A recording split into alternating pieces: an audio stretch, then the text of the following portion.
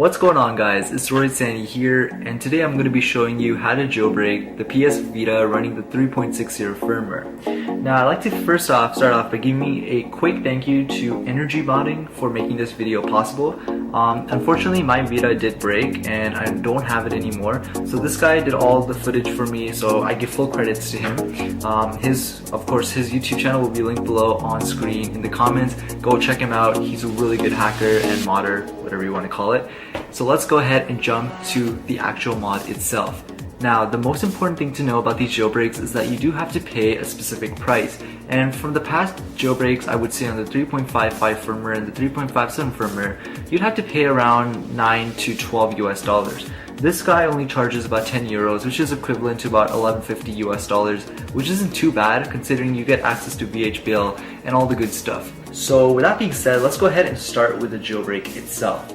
So the first thing we want to do obviously is get in contact with the actual YouTuber itself. He has a Skype and an email. I'll link them both down below so you guys can contact him directly. And once you get in contact with him, introduce yourself, say who you are, say which video you came from. You could say you came from his video or my video, doesn't really matter. He will be charging you 10 euros, as I said before, and once he receives the money, he's going to send you a link. So once you receive that link is going to give you a download to the VHBL system software. Alright, so now all you have to do is go ahead and download the PS Vita VHBL file. It's going to be in a subfolder, so click on the VHBL in the WinRAR or whatever you have, and just click on that again and you will find a system file. So go ahead into your system. So now go ahead into your documents and you will see your PS Vita if you have your drivers installed. Click on system and you're just going to be copying over that system file into the current existing file, and it's just going to overwrite it. So you should be able to drag it from WinRAR all the way into the documents folder where the system file is located. And yes, you do want to replace it once it is done.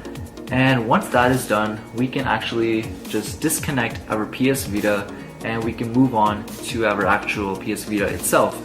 And once that is done, we'll go ahead and open up Content Manager to install or restore the actual device. And as you can see, just before I start, this is running the 3.60 firmware, so it is the latest firmware, just to show you guys. And once we open up the Content Manager, we'll just go ahead and click on Copy and Connect. Now, once we are connected, we will click on Restore.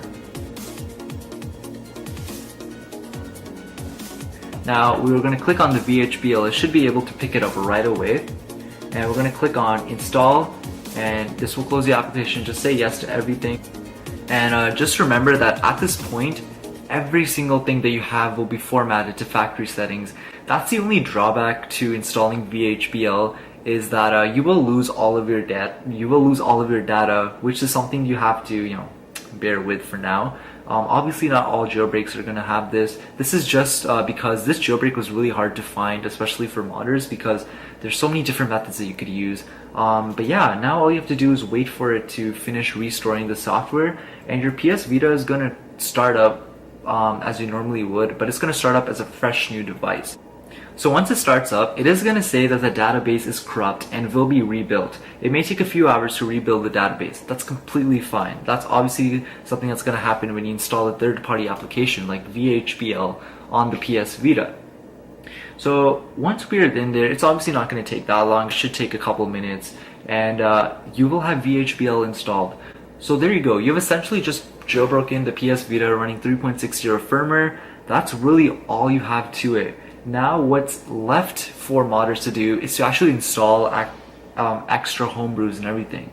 So I'm just going to show you a little bit of a demonstration of VHBL here and show you all sorts of things you can do, which is pretty neat considering that this was actually installed by restoring the software rather than using a game exploit.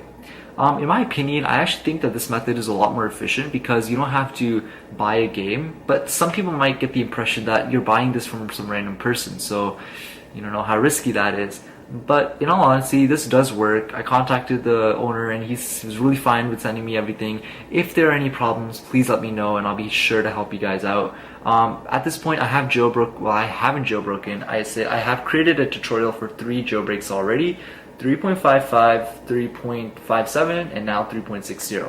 So guys, I'm gonna leave it at that. Thank you guys so much for watching. I hope you guys can jailbreak your PS Vita finally. I know it's been a really long time. But yeah, I'm gonna be heading over to Phoenix, Arizona on Thursday, and I will be vlogging my trip. I'm going to the Grand Canyon in Las Vegas, so hope to see you guys there, and have yourself a nice day. See you guys later. Bye.